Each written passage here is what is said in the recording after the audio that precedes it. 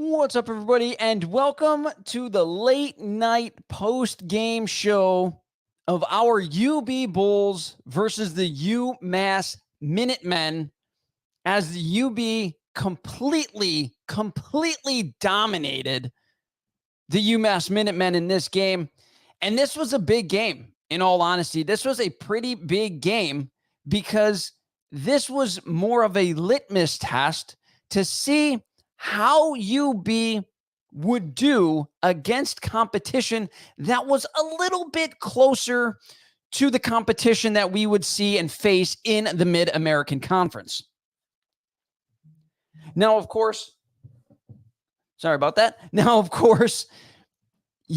faced their FCS opponent and beat them pretty handily, and then they played against Missouri in Missouri and lost that 38-0. So it was kind of hard to judge on what they might be against, equal competition, against potentially equal competition. And I think, honestly, we've seen that this team might be a little bit more dangerous and be able to make a little bit more noise than I think we all believed that they could to start the season, especially with the new head coach, especially with a lot of turnover, especially with a quarterback who had never made an FBS start before. I think that UB has really shown that they are capable of potentially winning more ball games than we all thought. And it was evident in this game, obviously, because, the UMass Minutemen, they came into this game and they were 0-2, but they had some offensive capability for sure. They definitely had some offensive capabilities in this game as they came in averaging 356.5 yards per game on offense, did the Minutemen, and UB completely shut them down. As UB held them to just 193 total yards in this game. And obviously, when you shut down their most effective player, which is Pumashan, is their quarterback, it was pretty much a drubbing from start to finish. Pumashan is no slouch. I know UMass was 0-2 coming into this game, but for reference, against EMU, Pumashan had 177 yards passing and 57 yards rushing. And against Toledo, he had 259 yards passing and 44 yards rushing against Toledo. And Buffalo completely shut him down in this game. And we're going to look at the stats that Pumashan had in this game as we go here to the stats that we look at. Pumashan was just 14 of 29 for 121 yards. And of course, that incredibly ugly pick six. And then they held him to just 9 carries for 2 yards. 2 yards. UB's defense was simply incredible, unstoppable in this game. And UMass just couldn't really get things going for a majority of the game. Now, they did hold the ball a lot longer than UB. The total time of possession was a drubbing. According to this, it was 44. Well, that's got to be wrong. I think it was 32 minutes to 27. That 44 can't be right because obviously that's more than the entire game, combined. But they did hold the ball for a little bit longer, but UB had kind of a bend but don't break. They let them kind of go down the field just a little bit, first down here or there, but they completely shut them down. They pretty much kept them out of field goal range. Now, this game could have been a little bit different had UMass hit both of their field goals. It could have been 10-9 at one point, and maybe that completely shifts how the Minutemen coach the game. Maybe that completely shifts how this entire dynamic of the game goes. However, he missed both of the kicks. And again, they weren't easy kicks. One of them was like a 50-yard kick. The other one was like a 40-plus yard kick, I believe. So UB's defense was tremendous all game long. And the Minutemen didn't even really sniffed the end zone up until the very last part where Pumachan threw that really ugly interception in the end zone. That was pretty much their best drive all night long. And it was just probably the most fun game I've had watching UB since Lance Leipold, since the Lance Leipold era, where they had just a tremendous offense. Now, this one is a little bit different. Obviously, Buffalo has a tremendous defense, and they've shown it over the first 3 games of the season. We thought that they might be the strength of this team, and so far that has rung to be true. UB's defense is absolutely going to carry them to victory. If they're going to go to a bowl game, if they're going to surprise people, UB's defense has to continue to be stout over and over again, game after game, especially going into MAC play. Like, that's just ridiculous. UB held them to just 2.9 yards per play. That's nutty. Completely shut down the run in this game. The Minutemen averaged 138.5 yards per game over their first 2 games. UB held them to 72 yards. 72 yards. That's crazy. And for most of the game, I mean, UMass did a good job of shutting down UB's run game also. But it was, it was just an absolute drubbing from start to finish, mainly because his UB defense really showed up, really showed out. They were incredible. Here's Mark commenting on this. This Bulls defense has really resembled Sean McDermott's bend, don't break style this season. This is very true. They have been a bend but don't break type of offense this season, and it showed up in this game. They, again, like I said, they allowed the Minutemen to kind of come down the field a couple times, get a couple first downs, but in the end, they never really even sniffed the end zone. And of course, you can't talk about the defense without talking about the UB's senior leader, and that's going to be, Sean Dolak. Now, Dolak, a lot of people are, I've seen people on Twitter asking, hey, is he better? People were asking, he should be playing on Sunday. I believe he should be playing on Sunday. And I saw somebody ask, like, yeah, but is he better than Buffalo Joe Andreessen? And in my opinion, yeah, he's better than Joe Andreessen. And I don't think it's even really that close. Like, Joe Andreessen is a good player, but I think if you watch Sean Dolak play, especially when he's healthy, he's an NFL. I think he's an NFL linebacker. Whether he's a starter in the NFL, that could be debatable. But I think he's at least good enough to be drafted and be a backup in the NFL, a late round draft pick. You're talking about a guy who 2 years ago led the entire nation in solo tackles, and by a lot. It wasn't even close. Like, Sean Dolak led the entire nation by like a full game's worth of tackles in solo tackles. He also came up with something like 12 and a half tackles for loss, 4.5 sacks in that season. He was incredible. And I looked forward to last year, him being really, really good again. However, he got injured a couple games into the season. So we get the pleasure of watching Sean Dolak run this defense once more. And I think that if you are a Buffalo fan, if you liked the story of Joe Andreessen, Buffalo Joe, and him coming out of obscurity, you're going to like Sean Dolak's story even more, as Dolak was even more obscure. Joe Andreessen, at least he got an offer to go play for Bryant in the FCS Division I. He was recognized, good player. He got a scholarship to go to Bryant. Sean Dolak, as far as I understand, didn't have a Division I football offer. He didn't have any football Division I offers. Sean Dolak was a walk-on at UB, earned a scholarship, and not only just earned a scholarship, he is showing that he is potentially one of the best linebackers in the entire nation. That's crazy.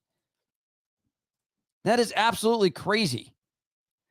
Mark also commented, the running back position is often lauded as one of, if its most deep and productive position groups. However, you have to shout out to the litany of great linebackers that have come through the program over the past years. That is incredibly true. UB has had a ton of great linebackers run through this program. You had Khalil Hodge not too long ago. You had Patterson a couple of years ago. Tremendous linebacker. A little bit undersized. So, maybe he didn't really get a shot in the NFL. But UB has had a tremendous amount of linebackers. And I gotta be honest. Sean Dolak is, I really think he is an NFL player. And I think he could probably play in the NFL right now. And that's just Joe Schmo, me talking about, one of my favorite players to watch.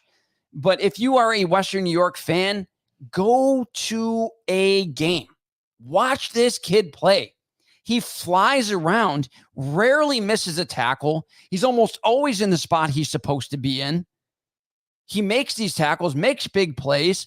You look at the interception he had in the first game of the season, incredible athleticism, almost took that one back for a pick six. Now he's starting to get into the backfield more a couple games into the season. You're seeing him starting to settle in more and more in, and starting to get into the backfield more and more. In this game, he was tremendous, right?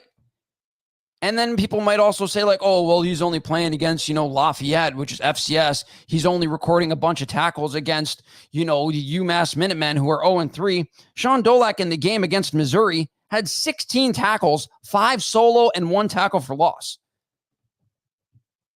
They were ranked the number 9 team in the nation. He did that in their house. He did that in their house while being on the field for like 3/4 of the game because UB's offense couldn't get anything going.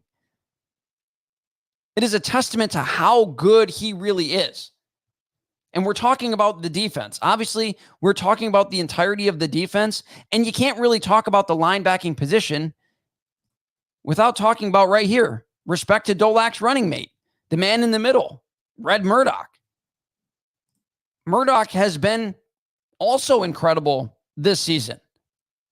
Murdoch has shown that he is also a big-time player for UB, and I think that they might be the best linebacking duo in the Mid-American Conference, as Murdoch had 10 tackles, 4 solo, and 2.5 tackles for loss against Missouri, and in this game, he had, let me find it here. He had 12 tackles, 5 solo, 1 sack, and 3 tackles for loss against UMass. Again, he was incredible. He was incredible against UMass in this game. If you look down, these are your defensive leaders. You got Dolak and Murdoch. All 3 games, these guys have been right here. They were incredible. They're incredible to watch. They're fun to watch. So if you are a fan of football and you want to see the next generation, the next cool stories coming out like the Buffalo Joes, come to UB and watch these guys play. They're tremendous. And you speaking about guys who have kind of come out of nowhere, this guy right here, Marquise Cooper, a walk-on to UB, came in, earned a scholarship, and now he's their starting cornerback, and not just their starting cornerback, but he looks like he might be one of their best guys in their secondary. He's been tremendous. Against Missouri, he had 12 tackles, 8 solo, and a tackle for loss. And in this game, he had 8 tackles, 6 solo, 1.5 tackles for loss, and that incredible 105-yard pick six. I think he's going to be, he's a real player. You're watching these guys, and I think to myself, like, does UB actually have more than one guy that could potentially go to the NFL on their defense currently, right now, this season? If these guys keep playing like this, it's very possible. It's very, very, very possible. UB completely stymied UMass all game long. And as I said, this is kind of a litmus test for how good UB can be. Because you can't really get a feel against an FCS team. You can't really get a feel against a top 10 team because you know that they're really not on that level. So you play a team that is going to be joining the MAC next year, a team that talent-wise is probably closer to your level, and Buffalo absolutely destroyed them. From start to finish, Buffalo destroyed the UMass Minutemen. It was 34-3 at the end of this game. I don't think anybody saw that coming. I didn't see that coming. Like, I thought UB would definitely have to win some games defensively for sure, but I didn't see them being able to score 34 points. I thought UB played a tremendous game. And then you go from defense, they put the offense in good positions, right? So you go back up to the offense, and Agbana had an absolutely miserable game against Missouri, as pretty much the entire offense did, outside of Jaquez Barksdale, who averaged over 4.5 yards a carry in that game. I think that on offense, he was really the only bright spot. But in this game, you see Agbana has a bounce back game. And as I talked about with my buddy Mark, after on the post-game show, after the game against Lafayette, these are the numbers I think you are happy with if you see these from CJ Agbana moving forward. If you get these types of games every single game from CJ Agbana, I think it puts UB in a good spot to be able to win more games, right? Agbana goes 14 of 22, 185, and a touchdown in this game. He also rushed for 6 carries for 3 yards, but he did have that touchdown also in the second half. Very efficient game from CJ Agbana, right? And that's what you need from him. You don't need him to blow the doors off of every play. You don't need him to blow the doors off of every game. You don't need him to go down and be the guy. You just need CJ Agbana to make the plays when they're there. That's what you need. And against Lafayette and against the Minutemen, CJ Agbana did just that. He made the plays when they were there, and you see the result. UB scored 30 points again. When he is efficient, like he was in this game against UMass and in the game against Lafayette, UB has scored 30 points in both games. Their defense is that good. They put Buffalo in good position to be able to capitalize on those opportunities. And as long as Agbana and the offense can capitalize on those opportunities, I think this team can be pretty dangerous. Maybe make a little noise in the Mid-American Conference for sure. Now, I was not thinking about bowl game at the beginning of the season. I said 4 wins and I'm a happy camper. 4 wins for this UB team and I'm a happy camper. Guess what? I think my expectations have changed.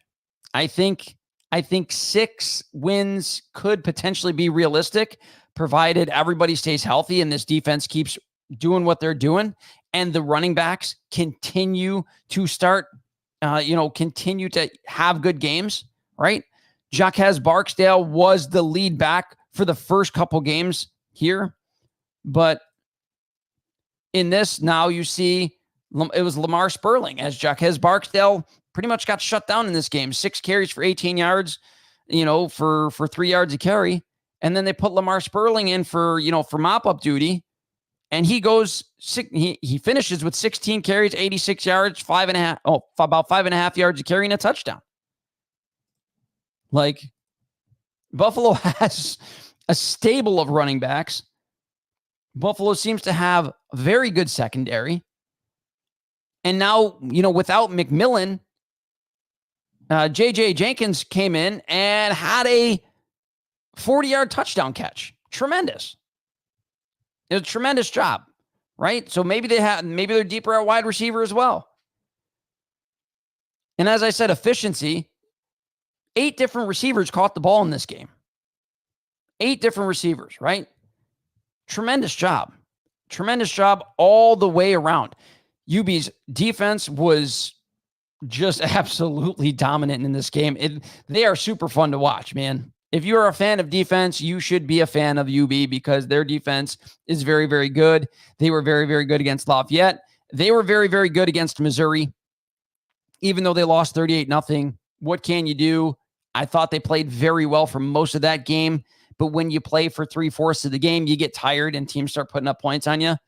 But again, I think UB was very good in that game, and their defense came out against like competition and dominated them. Their front four got after it, right? You have Kobe Stewart, the transfer. He continues to rack up sacks. He continues to get after the quarterback. Great transfer brought in by Pete Lembo. Fantastic job, right? Simply fantastic job all the way around. We're going back to the offense here.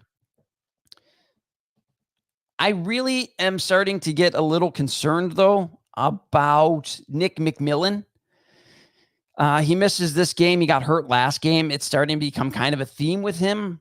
And that is upsetting because that's kind of one of the reasons why I like watching UB is like I like picking guys to be really good, and he's a local product, and he's just a good, a fun guy to cheer for. But he's injured again. Hopefully it's not too bad, and he can come back and contribute. And you've seen on a couple of these plays where guys didn't really get open, where CJ struggled. And I think that is where McMillan is going to be better, is because I think McMillan's going to be better in those one-on-one opportunities that he's going to potentially get on this UB offense. And overall, though, I got to tell you, I thought these wide receivers were tremendous in this game. Here we go. A shout out to wide receiver Javion Cuff, who came in and was second in receiving for the Bulls, made some plays to keep the offense moving in drives. Very true. He made a couple of very good catches. Caught one, I believe, it looked kind of like a back shoulder throw down the right sideline was maybe his first catch. And then he had like a little swing. I think it was like a little swing pass out to the left as his second catch. But he was very good in this game also. Like I said, UB might be a lot deeper than what we think. And we came into the season, we're like, oh, Pete Lembo, new head coach, lots of turnover. UB's, maybe they're not going to be that good, but is it time? Is it time to shift expectations? What do you guys think? Is it time to shift expectations for this UB Bulls team? Should we be thinking maybe potential a bowl game? I'm not saying bowl victory, but a bowl game. Maybe. Next week's going to be a really big game. They play against Northern Illinois, who, of course, if you pay any attention to college football, went into Notre Dame and beat Notre Dame in their building and are now ranked 25th in the nation, or at least they were coming into Saturday. That's going to be another huge game, as we've seen how good they are. So if UB can beat NIU, or at least be very good against NIU, the sky's the limit, man. All I'm saying is I really, really, really like this UB Bulls team. I like the energy that this team has. I like the direction that they're heading. And I said it before the season on my Twitter here. I said it before the season. I said, Pete Lembo is not the sexy hire, but I think in this situation, he is the right hire. He's the right hire at the right time. And I think you're really starting to see it. The guys look way more disciplined all over the field, right? Not just penalty-wise, but assignment-wise. You got guys flying around making plays. When the plays are there, they are making them. You got nobody trying to make a play that, is not supposed to be in, what I'm saying? Like in their area, so to speak. It's a team. It is a team now. It is cohesive. It is all coming together. Lembo is putting guys in the right spots. And their offensive and defensive coordinator, Patnaud and Bowen, both of those guys, they appear solid so far, right? I think both of those guys have, they're probably going to get poached, of course, because that's what happens at the, at the group group of five level, at the G5 level, those guys get poached. However, hopefully they stay here for a couple seasons so we can have a couple of good seasons with UB and have a nice run. But I think UB is a lot better than we all expected. And the players seem to know that, because in an interview before the season, you had guys like Marcus Fuqua and Sean Dolek say, we're better than a lot of people think we are. And our goal is not to just win a couple games. Our goal is to win the MAC championship. Maybe they know something. Obviously, they know something that we didn't know, and how much talent is in that building, and how much structure is being put in that building by Pete Lembo and his staff. I think they've done a tremendous job. I think they've done a tremendous job so far. And here's a stat that I read again on X that, I didn't know. This is just the third time in the history of UB being in the FBS that they've started 2-1. UB has only started 2-1 in their FBS era, 26 years. They've only started 2-1 two other times. That's it. And Pete Lembo comes in his first year and gets them to 2-1 in the non-conference play, heading into conference play. And UB is flying high right now. And UB fans are flying high right now. The only thing that I'm mad about today is that I didn't get to go to the game. That's the only unfortunate part. I didn't get to go to the game. Unfortunately, well, it's not unfortunately, but I had to be a good dad today. I had to take my daughter to, the Muddy Kids run and have a good time for her birthday. So, if that causes me to miss a game, so be it, right? Kids come first. But I did get to watch a majority of the game. My buddy Mark got to enjoy our season tickets. So I'm glad he got to go to that game and enjoy our season tickets. The attendance, at least the announced attendance on ESPN, was over 15,000. Was there that many there? I don't know. That's debatable. However, the second good crowd being announced at UB Stadium. So hopefully that continues to build. And hopefully, Pete Lembo continues to get this thing going and continue to build this thing the way and be competitive. I think that's all we wanted at the beginning of the year anyway, is just be competitive. Just have UB be competitive, and we're all going to be happy campers. You know what I mean? Just have UB be competitive, and we're all happy campers. But again, our expectations really might have to change. Was not happy with the offense following the opening scoring drive. They came out looking flat. And in the MAC, where the talent and competition is so close, you cannot come out so lackadaisical. This is very true. After their opening drive in the first half, they weren't very good offensively. However, they came out in the second half and dominated. I thought they looked very good. They scored 17 points in the third quarter. That's great adjustments. That means that our coaching staff is very good at adjusting on the fly to whatever the other team is doing so that they can, start fast in the second half. I think that we're really seeing a real positive direction for where UB is heading. Now, can they go to the heights that Lance Leipold got them to? I don't know. I'm not really sure, honestly. But I think I kind of hit the nail on the head when I said Pete Lembo is the right hire at the right time for this University at Buffalo football team. And I expect nothing but continued success from Pete Lembo. He really seems like he knows what he's doing. He seems like he's got it under control. He seems like he's very good at building up this program. Hopefully he continues to build up this program in this fashion. He's bringing in the right guys, putting them in the right positions. A lot of guys are surprising people. And again, I think he's just a calming voice on the sideline when things might not be going their way. He just calms everybody down, gets everybody reset, refocused, and they go out and they do their thing. And I think it was evident in the first 3 games of this season. And I think that he's going to continue to do just that. I really do. I think Pete Lembo is going to be a really solid, a really quality hire for this University at Buffalo football team. Again, I can't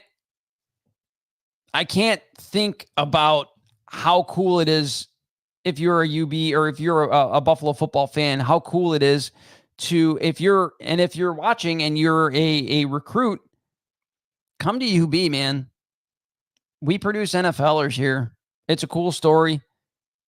Look at Joe Andreessen.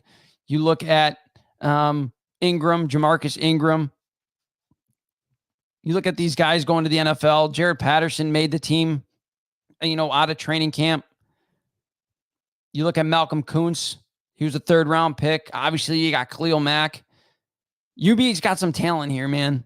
UB has been producing talent here for a little while, and I think it's really time for people to wake up and take notice about this program. And I think, Pete Lembo has been getting out there and doing a really good job of trying to get more engagement with this program. The program also had good fortune of having a fairly dominant game against future conference opponent on national TV. Nice recognition for Lembo and team. Very solid point. It was a nationally televised game, and UB came out and put their best foot forward and really showed everyone that, expectations should be raised. And I don't know if they're going to sneak up on too many more people, heading into conference play. They have a legit defense. And I got to tell you, if the offense ever catches up to this defense, this could be a MAC championship team. That's how good the defense is. If this offense ever catches up to this defense, and the offense is a work in progress, right? The offense is a work in progress. They didn't do, they didn't absolutely crush it. Let's look at their overall stats in this game. They had 314 total yards. Not crazy, right? It's not great. It's okay. But when your defense allows only 193 yards, you really don't have to be that good on offense. But again, work in progress. 185 passing yards, 129 rushing yards. It's about as balanced as you can be, over 5 yards per play. Efficient is how I would characterize that for UB's offense. In their 2 wins, they were efficient. And if they can continue to be efficient, this program will have a very solid year, a lot better year than I thought that they would. Last one here. They are a legit QB and field goal kicker away from really getting closer to being a complete team. I completely agree.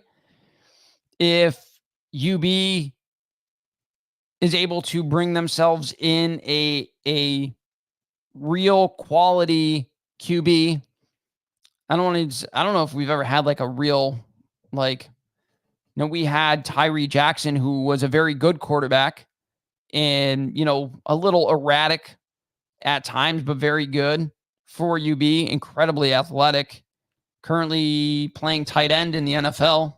That's how athletic this kid was. Incredible. Had a very good arm, great receivers on the outside, great running game, fantastic head coach.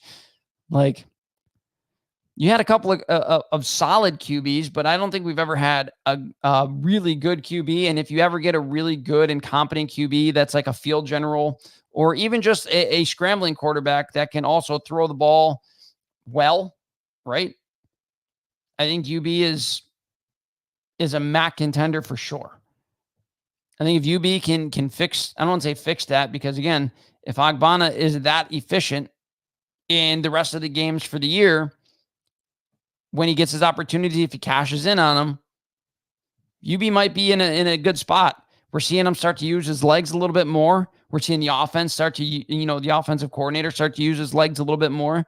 And that's what I want. I want Agbana to use his athleticism. That is what separates him from the rest of the quarterbacks on this roster, is his athleticism.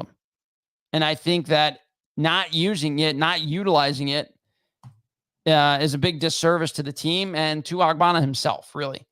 He's not a pocket passer. I would like to see him do some more rollouts. I would like to see him move the pocket. I would like to see him do more option plays because he's not, Agbana's not a field general.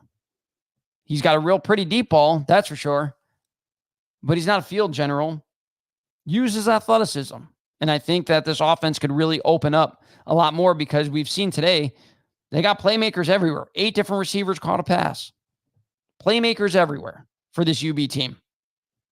So I think that's pretty much going to wrap it up for this late night post-game show, guys. If you've watched and hung out with me for a little while, I really appreciate it. Remember, go on Twitter or X and subscribe.